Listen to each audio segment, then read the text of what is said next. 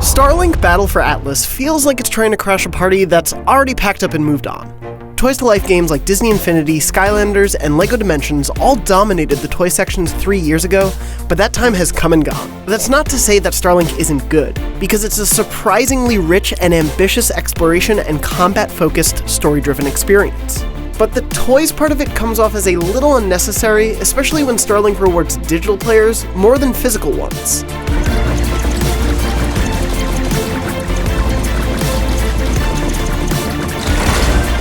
Starlink is a story of space exploration with a ragtag crew of characters who all bring unique personalities and skills to the table. The core driving mission is the cliched story of bad guy wants to take over the galaxy and it's up to you to stop him. But it's the well-written middle portion that's most interesting as you learn about the Starlink crew and history of the star system you're exploring. The bulk of Starlink's adventure has you skimming the surface of planets, claiming abandoned star bases and wrecked observation towers, or wiping out alien threats.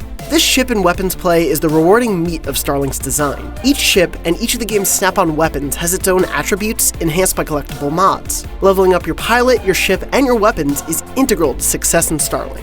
Starlink's physical toys recognize the pilot, the type of ship, which weapons are connected to the left and right wing, the direction these weapons are facing, and any extra wing extensions you've added. Need to pause the fight because your heat weapons aren't doing the job? Just pop off the blaster and drop another in its place.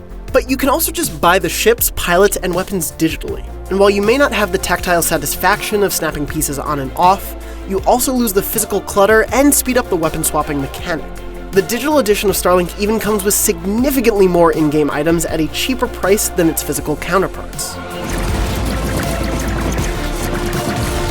Comparisons to No Man's Sky are inevitable, but not unfounded. It really feels like Ubisoft used that game as the core foundation for Starlink's overall experience.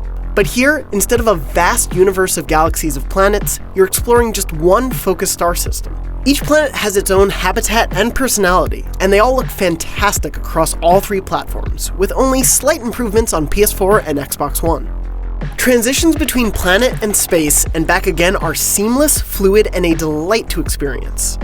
The feeling of a vast system to explore is well produced in Starlink. And where No Man's Sky dropped the ball with its narrative, Starlink makes it a core focus. See? Even the eggheads got street smarts.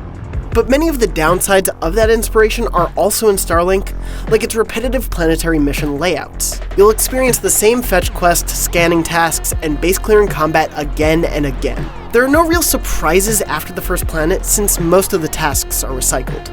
Dogfighting combat doesn't hold much long-term appeal either, as it favors homing missiles over pinpoint-accurate blasters. Once you learn you can just spam your projectiles at an enemy, you'll never do anything else. The addition of Star Fox exclusively for Nintendo Switch players is pretty genius. You can easily see where Fox McCloud and crew have been shoehorned into the storyline, but their inclusion was still handled with a lot of respect. These characters have never looked or sounded better. Yeah, but it's not Wolf, so who cares? It looks like they're outnumbered. You know what I'm thinking.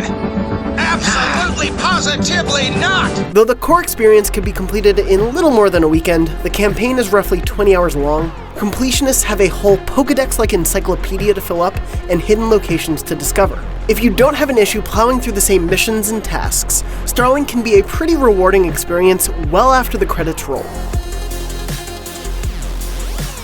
With or without the unnecessary toys, Starlink Battle for Atlas is a commendable space adventure. Even with the repetitive grind and randomly scattershot space combat, this is a great-looking, gratifying game of strategic action and environmental exploration. Switch owners are undoubtedly the winners, but there's something here to enjoy on any console. For more, be sure to check out our unboxing of the Star Fox Starter Kit, and for everything else Starlink, you're already in the right place, IGN.